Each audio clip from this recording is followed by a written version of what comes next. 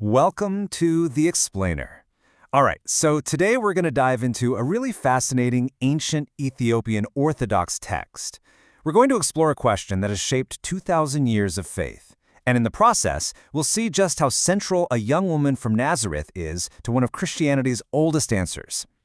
So, let's just get right to it. How can humanity be saved? According to our source material, this isn't just a question, it's the nagging question right at the very heart of the Christian faith. It's the ultimate goal, the reason for everything. And here's where it gets really interesting. To trace this answer, at least from this Orthodox perspective, we're not starting where you might think. Not in the New Testament. Nope. The story of salvation and the vital role of the Virgin Mary begins all the way back in the very first book of the Bible. Okay, so before we can even begin to grasp the solution, we first have to get our heads around the problem, and that means talking about the fall of humanity. Our source explains that the whole story of salvation really gets kicked off by two key events in Genesis. First, there's the failure. Adam and Eve's disobedience slams the door to paradise shut. It's a disaster.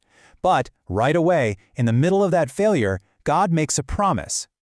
And this is that promise. This verse, spoken by God to the serpent, is what the source identifies as the proto-evangelium.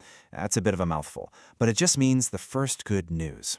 It's his first glimmer of hope, a prophecy that a future woman and her child would one day come and defeat evil. So this ancient promise, it sets the stage for a really powerful parallel that's just central to Orthodox theology, and that's the concept of the Virgin Mary as the new Eve, the one whose actions are seen as a direct reversal of the fall. The logic here is just beautifully symmetrical. It's all about reversal. Where the first Eve's disobedience led to condemnation and got the door to the garden shut, Mary's yes to God, her consent, became the very key that opened that door right back up. And, this isn't some new idea. The source points to early church fathers like St. Irenaeus, who, way back in the 2nd century, was already writing about Mary's role as an active reversal of Eve's mistake. He saw her as an advocate for all of humanity. So you might be wondering, how did these early thinkers make that connection? Well, it was through a theological concept called typology. Basically, it's a way of reading the Old Testament not just as a history book, but as a text that's packed with symbols and figures that are all foreshadowing what's to come in the New Testament. And when you look at it through that lens, you start seeing Mary foreshadowed everywhere, not just in words, but through these really powerful symbols. Noah's Ark, a vessel that carries salvation through the flood. Jacob's ladder, literally connecting heaven and earth. And the Ark of the Covenant, a perfectly pure vessel holding the very presence of God. All of these, from this perspective, point to her. So how does this all build into a unique understanding of what salvation actually is? If Mary's role was to bring Christ into the world, then what exactly did that act set in motion? In Orthodox thought, as our source lays it out, salvation isn't just one moment on the cross. It is the entire life of Christ that saves. From the moment he became human in the Incarnation, all the way to his resurrection, every single step is a vital part of the plan to redeem humanity. And what that means is that salvation isn't seen as a one-time legal declaration like, poof, you're saved.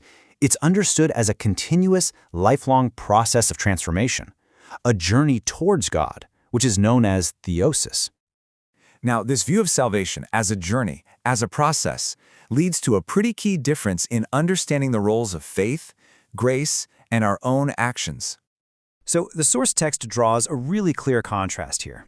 It sets apart the idea that salvation is a completed event based on faith alone from the Orthodox view that while salvation is absolutely initiated by God's grace, it requires our active cooperation and participation throughout our entire lives. And the source uses this fantastic analogy to explain it. Salvation isn't like a magic pill. It's like recovering in a hospital. The doctor provides the medicine, the treatment plan, that's God's grace. But the patient has to participate. You have to be willing to take the medicine, do the physical therapy, and follow the doctor's orders to actually get well. And this position, the text argues, is grounded right in the Bible. It points to passages that talk about working out your salvation, or that you're justified by works, or that you need to keep the commandments. All of these point to this idea of human effort being an integral part of a divine partnership. And so ultimately, the perspective in our source material leaves us with this really profound question. Is salvation a destination you arrive at, or is it the journey of a lifetime? It really reframes the entire concept, doesn't it? Not as a single point in time you can look back on, but as the forward-moving path that you're walking every single day.